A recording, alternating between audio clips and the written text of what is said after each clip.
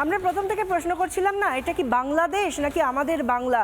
বিশ্বাস করুন, এখন আমি, আপনি, আমরা কেউ অবাক হই না, কারণ এই বাংলায় শিক্ষকরা রাস্তায় থাকেন, যেহেতু স্কুলগুলো সব বন্ধ হয়ে যাচ্ছে, সেই কারণে এখানে যারা পড়ুয়া তারাও রাস্তায় থাকবে, খুব স্বাভাবিক। তাদের ভবিষ্যৎ অন্ধকার, শিক্ষার ভবিষ্যৎই তো অন্ধকার। তাহলে শিক্ষার যিনি দেবী, তিনি কি করে শিক্ষাঙ্গনে থাকবেন? পুজোটা করবে কারা? পুজো করার জন্য তো স্কুল বন্ধ থাকছে।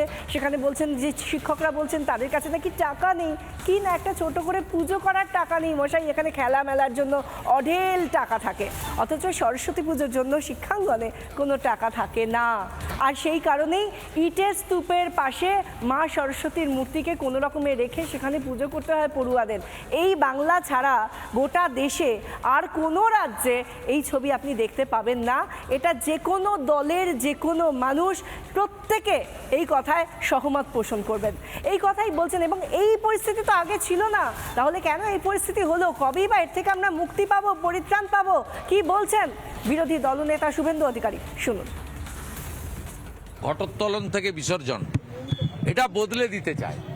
আর আমরা সবাই মিলে ভারতীয় সংস্কৃতি, বাঙালি সংস্কৃতি তথা হিন্দু সংস্কৃতিকে রক্ষা করার জন্যই লড়ছি।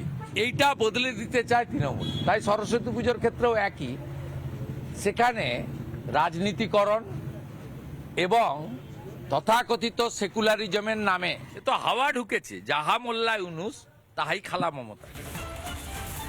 পাড়ায় পাড়ায় সমাধান, কখনো বা কোনো দলের কাজ, মানে তৃণমূল দলের কাজ বলছি, বা কখনো দুয়ারে সরকার, এইসবের জন্য স্কুল বন্ধ করে দেওয়া হয়। কিন্তু একেবারে নির্দিষ্ট করে সরস্বতী পুজোর দিনে সরস্বতী পুজো যাতে না হয় সেই জন্য শিক্ষক, শিক্ষাকর্মী তাদের কাউকে আসতে বারণ করে দেওয়া হয়েছে নিশ্চয়ই, সেই কারণেই তারা কেউ আসেননি।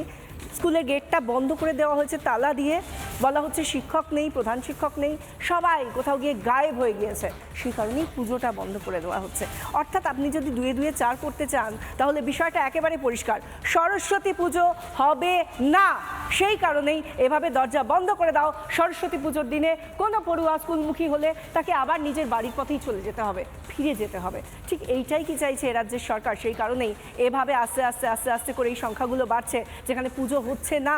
কি বলছেন বিজেপি নেত্রী ফাল্গুনী পাত্র, শুনুন। আজকে হিন্দু এখানে আছে বলে সেই জন্য আমরা সেকুলারিজমের কথা বলতে পারি, সেই জন্য আমরা সমান অধিকারের কথা বলতে পারি। কিন্তু যেখানেই 50% মুসলিম আছে সেখানে সরস্বতী পুজো বন্ধ। তাহলে মানুষ দেখুক যে আমরা যেটা বলছি সেটা ঠিক না ভুল। তো সেই বাংলাদেশের পথে এগোচ্ছে এই পশ্চিমবঙ্গ, যেটা মাননীয়া চাইছেন। যেখানে শিক্ষামন্ত্রী জেলে থাকে, যেখানে এত শিক্ষা দুর্নীতি হয়, যেখানে 8200 স্কুল বন্ধ হয়ে গেছে, সেখানে সরস্বতী পুজোর কথা কে ভাবছে? মানুষের পেটে ভাত নেই এবং স্কুলগুলো বন্ধ। স্বভাবতই নানা ধরনের কন্টেন্ট দেখার জন্য লাইক করুন, শেয়ার করুন আমাদের ফেসবুক পেজ, সাবস্ক্রাইব করুন আমাদের ইউটিউব চ্যানেল।